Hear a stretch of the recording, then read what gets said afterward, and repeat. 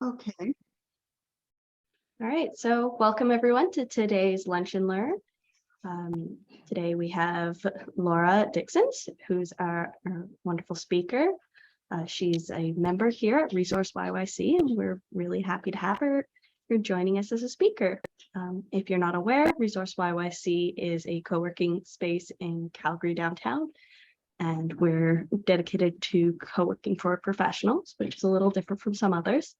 And so we provide private office spaces, dedicated desks, and drop-in office options. So come check us out if you ever need to take advantage. There's also some boardrooms if you just need a space for a meeting. All right, over to you, Laura. Okay, well, thank you. Thanks for coming. And what I'm going to talk to you about today is a risk register development, and this will allow you to avoid unexpected costs.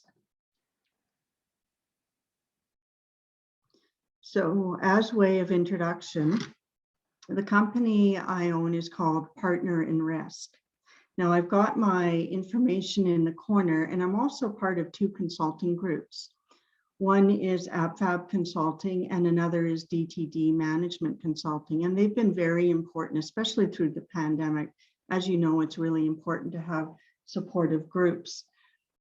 So I have 20 years experience in the business world. 5 of that was as a proposal manager, and 10 of that was with a in a role as risk manager. So I feel very well qualified to talk about risk registers. I was very involved in training people to identify risks, and I managed the risk register and summarized it for the risk committee, which was made up of the board of directors. So when the COVID came along, I really wanted to help people, and especially smaller companies, because smaller companies don't have a risk department. And yet, as we know, risk affects everyone. So as an agenda, we're going to talk about the importance of risk management and therefore risk registers. I'll show you a sample risk register, a sample risk, and then we'll talk about a consequence scale and a likelihood scale. And then we'll do 3 brief cases. And I'd like you just to ask some questions as we go along so that it's not just me talking. And I'll have some questions for you as well. So just, take off the mute and ask some questions, please, so that it can be more of an interactive thing. So I see this picture as the egg being the risk and the hand below being the risk register as mitigating the risk, because that's what a risk register is. It's a list of risks and mitigations, and that's your go-to place when you're planning a project, to look at where your risks are. So the 3 main services that my company provides is risk assessment. So we can look at an existing risk register or help you develop your own. And then there's business continuity. So in 2008, I was involved in a year-long project, which was looking at the avian flu. At that time, we thought that was going to be the pandemic. And people were teasing me and giving me a hard time, saying, oh, it's a make-work project. We'll know when the pandemic's coming by the color of Laura's shoes. And yet, a lot of things that we thought would happen during a pandemic did come to pass. Of course, I didn't want COVID-19 to happen, but it was interesting to see what did happen. What we didn't foresee was the closure of businesses, and we didn't foresee how easily it would be to work from home, because of course in 2008 we weren't working from the cloud in the same way. We were more dependent on VPN. And so after I finished this project, then swine flu came along almost within 4 months. So it was very easy for me to see how business continuity was important. And now it's important to document the pandemic plans, because these can be easily changed into other business continuity plans, flood plans, fire plans. And as we know, pandemics can happen on average every 10 years. So vendor verification is also an important role that I can play. That is when you have a subcontractor provide insurance certificates, I can help interpret them and tell you if they provide the insurance that you need for your contracts. So I can help you interpret them and work with brokers to get the kind of insurance certificates that you need. So what is risk management and why is it important? Well, the most important thing is it prevents loss of life. Nobody wants an injury to happen on their work site, and nobody wants injuries or loss of life from faulty products. It can prevent delays in projects due to cost, schedule, and even climate change. I've been involved in a claim where we were working on a project and there were berms made out of mud, and the expectation was we would plant grass seed and the grass would grow, keeping the berms in place. These berms were part of the drainage system. Well, what happened was there was more rainfall that August than ever before, and it kept washing away the grass seed. This happened 3 times. So there was a huge impact to the cost and delay in the project. And this was due to heavier rainfall. You could call it climate change. This has an impact on projects. So you have to be able to mitigate that and plan for this in your projects. Also, there can be loss of assets, such as buildings. I'm going to talk about a case where there was a collapse of a building in Bangladesh, and there was loss of lives, over 1,000 lives. So I will talk about that later on in the presentation. And there is always devastation and unexpected costs due to natural hazards. These are going to continue to happen, but we can mitigate these. We can keep in mind if we're in a flood zone, we can keep in mind to store our stock above the flood level, store our stock above 18 inches if that's where the flood waters are expected to rise. Simple things, they don't have to be expensive. So now I have a question for you. There's lots of different types of risk. One of them is risk, reputational risk. So which film star may have experienced reputational risk due to behavior at the Academy Awards? Is it Kermit the Frog, Big Bird, the Cookie Monster, Will Smith, Julie Andrews for her performance as a nun in The Sound of Music? I have to tell you that part because not everyone knows who Julie Andrews is. So just let go of your microphone and just tell me who you think it is. D. Will Smith. Yes, good guess. And we'll talk about Will Smith and reputational risk as one of the cases, because this is very important with social media right now. And this actually, Shelby, I wonder if you're covering some of this stuff in social media in your marketing class. Yeah, we talked quite a bit about like popular media and stuff like that for sure. Yeah, and we'll talk about Will Smith's apology that he gave out in July. So why do you need a risk register? Well, it helps with planning. If you're planning a project, it's great to have a risk register, which is a log of your risks, and there's costs associated with risk mitigation, and there should never be a higher cost with risk mitigation than the risk itself. But if you have insurance, which is only one kind of risk mitigation, then you would include that cost in your project. And it helps you get your priorities right. You know that the there's only so much money, there's only so much time, and a risk register will prioritize the highest risk, and it's done by color. So the highest risk may be a red. So you want to make sure that you're focusing on the right risks. It helps with communication. Throughout the process of working on a risk register, you can communicate with each other, and you're coordinated and you have buy-in.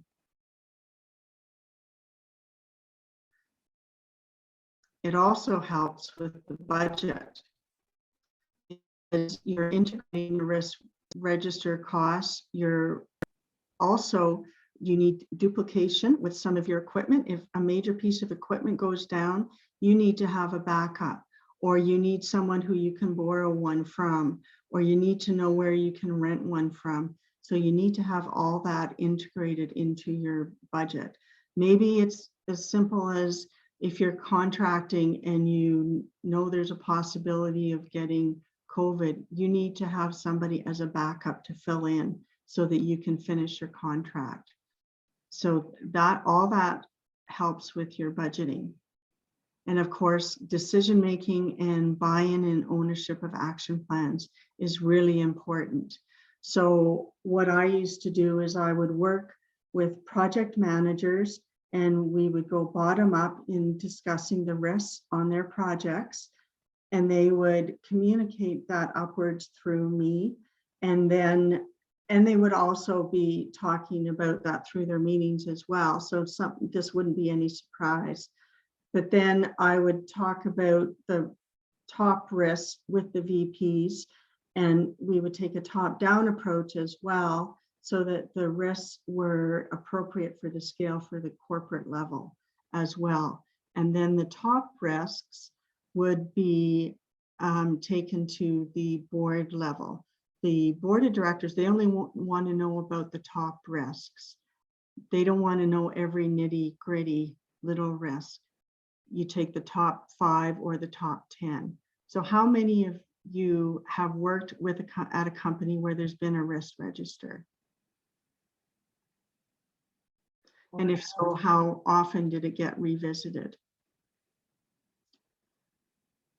Janet, did they have one at the city? Sure. Oh, yes, absolutely. We not only had an overall city risk register, we had a risk register for every department, and we also had one for every project. So Okay, risk was, it was just an automatic component of any project that you would do as a project manager, and it was taken very seriously. So yeah, it's very important. Yeah, and so where I worked for 16 years,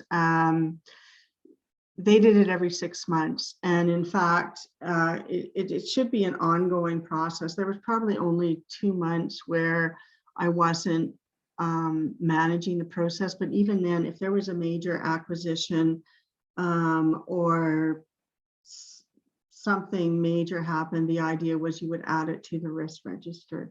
So that's nice to hear that it was taken seriously, because I found if somebody would say to me, oh, nothing's changed in the last 6 months, I would get on the phone with them and talk to them about it, because usually something had changed. And that would tell me that they were just kind of brushing it off. So it needs to be taken seriously, or it's not worth doing. Yes, I remember actually, like, I worked for the city for 15 years, and they you know, long before we even had like SARS or the pandemic or anything like that, they had already been planning for that. And they really were, you know, 10 to 20 years kind of thinking about, you know, what are the risks and how are we going to handle it. And, you know, I think that's one of the reasons why they responded so well in the flood. And, you know, we did have a lot of these plans in place. So that's it's typical of government to take those kinds of things seriously, and that's what they're there for, is to help us. So yeah, actually I went to, when I was working on the plan, somebody from the transport. Sorry, Laura, you cut out at the start of that sentence. Oh, when I was working on the wanna... pandemic plan, somebody from the city transportation area came and talked to us about their plans for the avian flu and what they would do. And also I've been to presentations through the Southern Alberta Risk Management Society, and somebody from the city risk area did come and talk about how they deal with different risk situations. So definitely they handled everything really well, and they talked about their headquarters and their risk area for sure. Any other comments? Sure, I have a couple questions. So speaking of, I just mentioned how the city was so good at risk management. What kind of size of companies do you typically help now? And have you noticed if there's a trend or anything about like maybe smaller companies maybe not having a risk register versus, someone like the city? Obviously they have huge risks that they need to take care of people's health and well-being. So they would be very serious about it, and other large companies probably would be. But I'm just curious, in your experience, do smaller companies tend not to have one, or what or medium size, or can you give me a ballpark of how it kind of falls the size of company? Well, I think that smaller companies would tend not to have one because they don't have a risk department. It's more that it's in their head, but they don't have it written down. And that's where they need a consultant, because they just need someone to do it for them and be interviewed and have someone put it on paper. And once they've got it down, they can just hire someone to periodically facilitate it for them. Whereas the larger companies do have a risk management department, and they can afford to hire somebody full-time, whereas the smaller companies can't. And what the advantage of a consultant do it is they can just hire someone when they need it, and maybe it's only once, or maybe it's just on a maintenance time. But I've worked for a nonprofit, and they had someone in their accounting do it, and they just had us come in and do an audit of it, just to assure their board of directors that it was going fine. And so that was just like having a second set of eyes look at it. And nonprofits, I think, have to report to their board of directors, and I think it's through the accounting stream that they see a need for it, because they have to, with some of the criticism of nonprofits that you see in the press, they have to be open to, and I'm not criticizing nonprofits, they just have to be sure that they can report really, whatever kind of questions they're asked by the board of directors. I think smaller companies may think they don't need it, but they're affected just as anybody else in terms of risk, and they need it for applying for grants, for showing their stakeholders, their insurers, their bankers, that they've got their risks under control, and maybe even more so because they have to compete for work against the big fours, the companies that have the big names.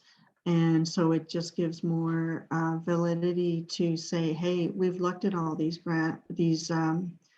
risks. And I'll just use that and say that the risk can be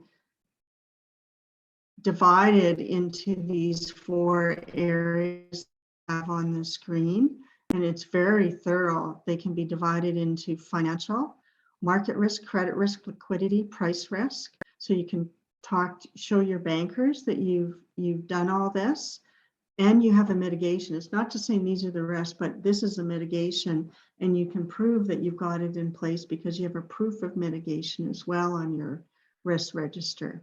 And then you have strategic risks, and these are trends in economy and society. That all goes back to your business plan and, the demographics. And then the operations, it arises from people and processes and systems. And that's your HR, your procurement, the details of the type of business that you have, IT, which is a huge part of risk management, but it's not the only part. And then there's hazards, and that used to be the only part that people did risk registers for. They used to look at insurance, property, liability, and personnel loss exposure. But now there's so much more. And where I used to work, they used to take the risk register and use it as a jumping off point for their internal audits. This is a sample risk register, and this is a working page. So everything, all the rest, don't worry too much about the rest themselves. They're at a default of low, but I want to show you the columns. So you've got an identifier number for each risk. You've got the tabs along the bottom. So we're looking at a sample operations page.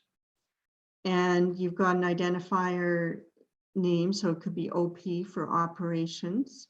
And then you've got a column that identifies the risk at pre-mitigation, the risk owner. So I would put or name. I prefer name because then there's no pointing fingers. And some people prefer title because if the person changes, you don't have to update it. Personally, I like it when a new person starts, you can introduce them right away and they know they're responsible for that risk. Then there's likelihood and consequences. I'll go into that in more detail. And then the pre-mitigation rating, as if nothing's in place. And then you go into the mitigation, what's truly in place. And then the timeline. And then, oops. And then after mitigation. And then if you can delete your pictures there or minimize your pictures, you can see the rest of the, maybe that's what I'll do. You can see the rest of the screen. The likelihood, again, after mitigation, post-mitigation rating, which should be lower because you've mitigated it, and then proof of mitigation. So now we'll go into a sample risk. So what I'm going to do is talk about the sample risk. Now, there was a building that caught on fire in Bangladesh, and it was called the Tazreen Fashion Factory. Over 100 people died, 200 were injured, and it was one of the 2,000 ready-made garment factories in Bangladesh. Well, hi, Nick and Roma. Nice to see that you've joined us. And feel free to join in and ask questions. Just unmute your mic anytime you feel like it. I'm just going to check and see what's in the chat here. Okay. So what I'm going to do is show the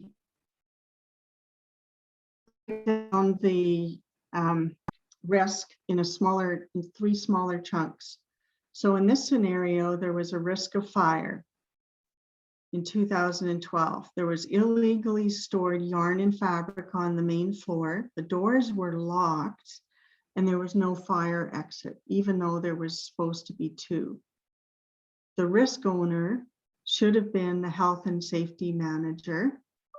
The likelihood was 5. And because it happened, the consequence was 5, and I'll go over the scale in a minute, because people died and it was catastrophic.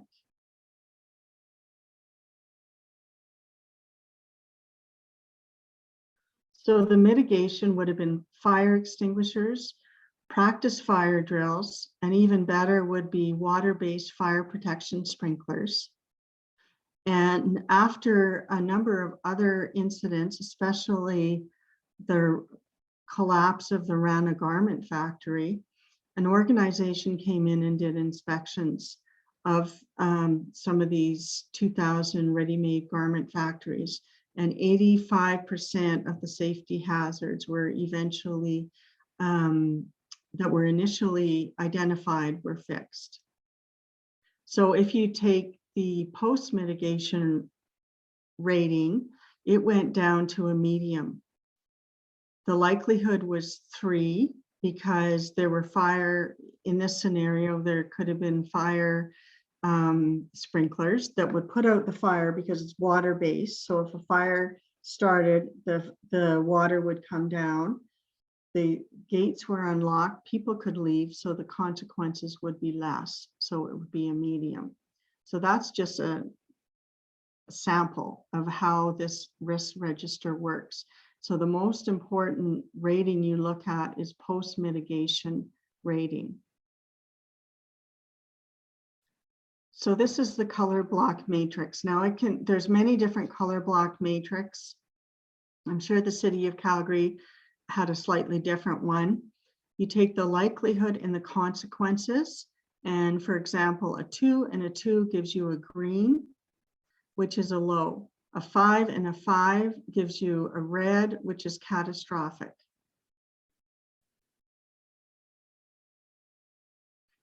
And then there's a consequence scale.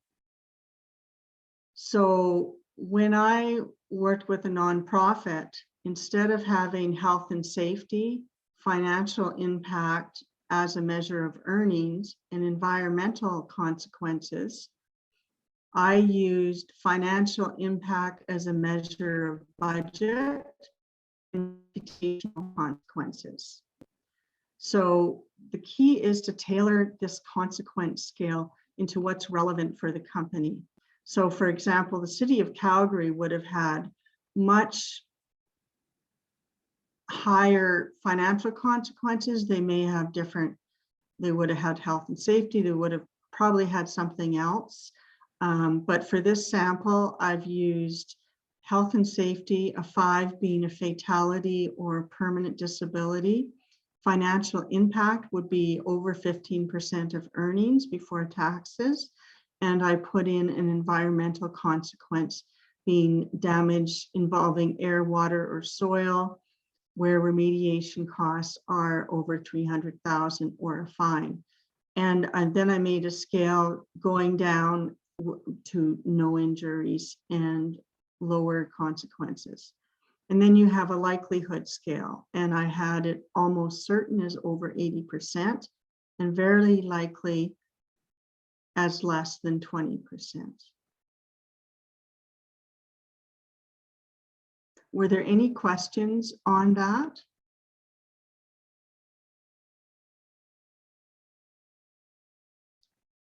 No? Okay, well, what I'll do is I will talk about the 3 cases that I've pulled out just because they touch on different risks. And the first one that I alluded to before was about Will Smith and reputational risk. He was banned, as you know, for slapping Chris Rock.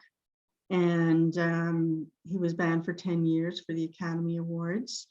And the next one is about, I'd call it construction risk, but it's so much more. And if anyone is interested in this, I have a more fulsome presentation about this where I go into more detail. Over 1,000 people died and over 2,500 people were injured. And this was in 2013 in Bangladesh with the Rana garment factory.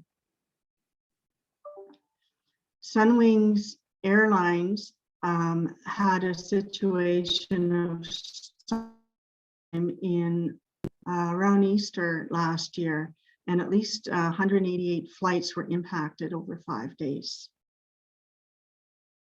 So what would happen if your CEO slapped someone at a social function? What would you do?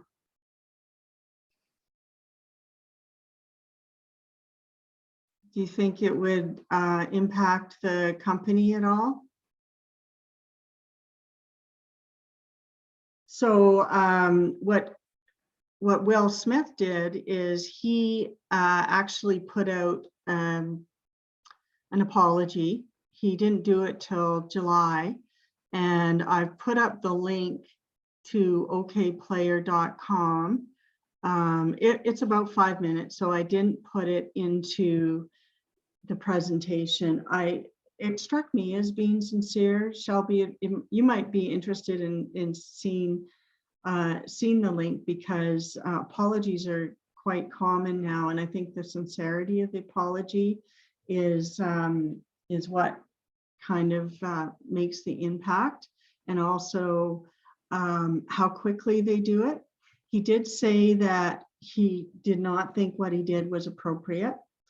He just said he was just kind of numb, and that his wife did not indicate to do anything to him. He had reached out to Chris Rock, but Chris Rock wasn't ready to talk to him. He did say that he did not, he was sorry, but he did not want to treat himself like a piece of garbage either. And then he answered some sort of predetermined questions. So I looked at reputational risk studies, and there was one study in 2007 in the Harvard Business Review, and it talked about BP and some drug companies, and they looked at when these companies received negative media reviews, and they determined that there needed to be a certain amount of media presence, and that's what impacted the negativity of the impact of news releases. So there has to be a certain amount of media presence in the first place, and the companies have to be honest. They can't overpromise. I mean, if you overpromise and your product isn't doing what you say it's doing in the first place, then there's a problem. So I guess we all have to work on having a media presence in the first place and being honest. And of course, we all have to be aware of reputational risk, because what we do, no matter where we are, is going to be reflected in social media. So this next case is the Rana Garment Factory. And this is a building that collapsed, and it's international brands. I don't know if you heard about this, but excuse me, I'm going to get a drink of water. Many of the shops at Chinook Center and worldwide had their clothes made in Bangladesh. And so it became an international focal point for the hardship of the garment workers. Over 1,000 were killed. Many that were injured were not compensated through workers' compensation. And eventually the international brands and anonymous donors and an arm of the government did raise 30 million for a trust fund. But this is about construction risk. It's about bribes that were made. It's about using a building in a manner that it was not meant to be used. There's a lot of unfair work practices. There's protests still. And people protest for better wages. There's backlash against them. So it's still a concern. So there's two organizations. One is called the Accord, and on fire and building safety in Bangladesh. They came in, and their factories, 150 were fully remediated. 857 factories have been completed, have completed 90% of their remediations. And 97% of the factories removed lockable gates. So they made 175 factories ineligible as suppliers to these large clothing brands. There's another organization called Alliance. Now they represent stores like Walmart and Target, and they suspended 178 factories for lack of remediation standards, and they inspected 714 factories. Now, both of these organizations are no longer operating. They've passed their responsibilities on to other organizations. One of these is called Nearupon. They're not as transparent on how they restrict factories that are not compliant. So it's still an ongoing issue. There's still issues with sexual harassment. The Alliance and Accord had a call-in line where workers could call in if they weren't getting maternity leave, if they weren't getting time off that they should have, and if there was sexual harassment. And the men were also experiencing some violence. So this is an ongoing issue. And I did bring that up mainly because of the construction risk, but also, you know, just for us to think about fast fashion and how it affects other people around the world. Now, this case is about IT risk. Sunwing facts, the passengers were stranded abroad, and it happened over about 5 days. There was IT hacking for a third-party system for check-ins and boarding, and the third-party system was called Airline Choice. There's delays happened because staff had to manually check in customers.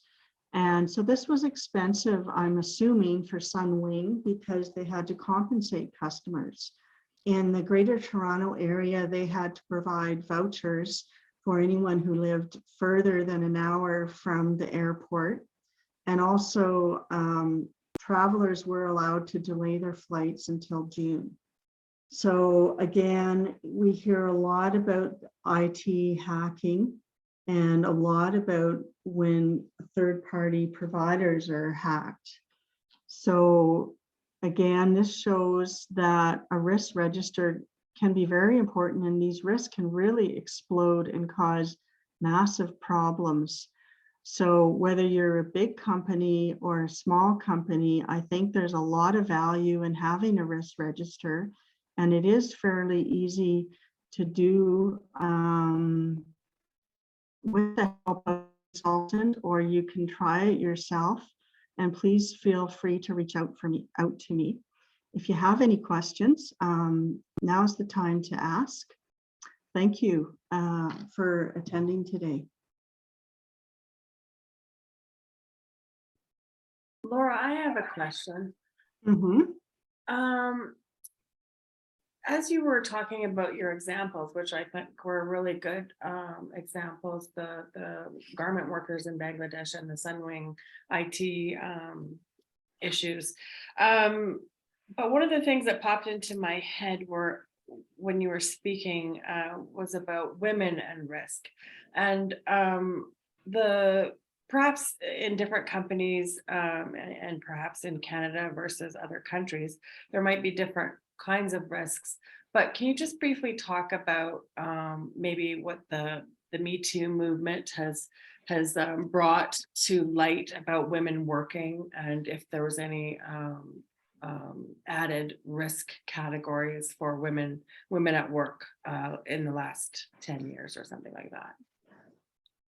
Well, in my experience, that was not highlighted in my work life. However, in this Bangladesh issue, I read an article, and my other talk goes into it in more detail, but the women in this Bangladesh ready-made garment factories, there was actually cases of rape.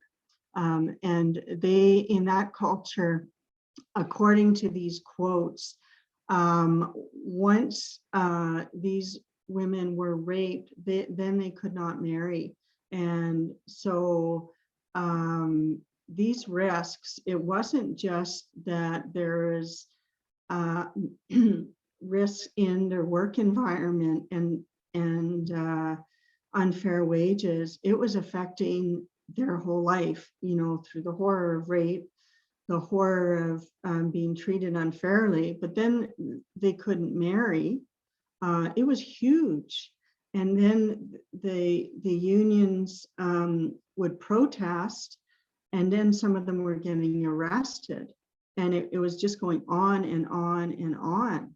So that's why there was an article written by the UN, I believe, and it was called, and I've got it in my sources, 7 years later, after, and there's still huge concerns, especially when with these two groups leaving now, because there will be more pressure from the owners of the garment factories, and it gets to our responsibilities as consumers as well. But there is a women's issue there, definitely, on supporting each other and others as well. But I think the Me Too movement definitely has an effect, but it's just unfortunate that it took a collapse of a building to bring it to a head.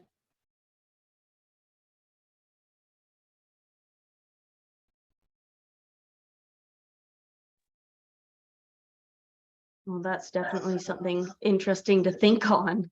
Mm-hmm. Yeah, thanks, Laura, for that. So do you think, so obviously, you know, risks for women are happening in the workplace in different places in different ways. Do you think that, like, for instance, companies in Calgary are looking at women in the workplace and risks to their health and safety differently because of the Me Too movement? Or do you think that it didn't make that much of an impact? Wow, that's a heavy question.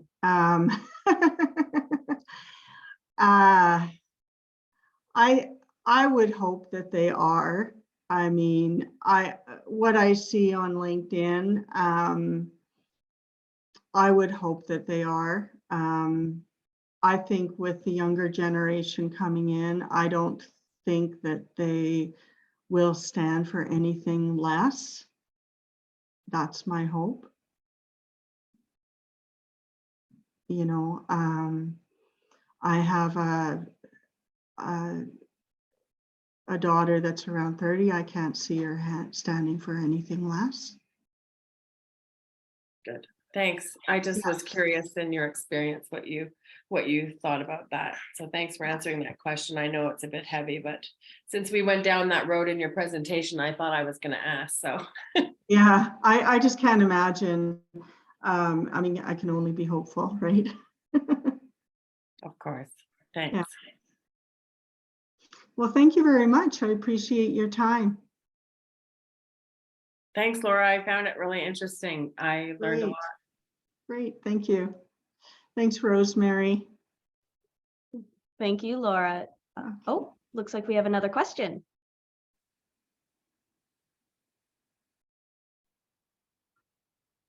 Penny, did you have a question?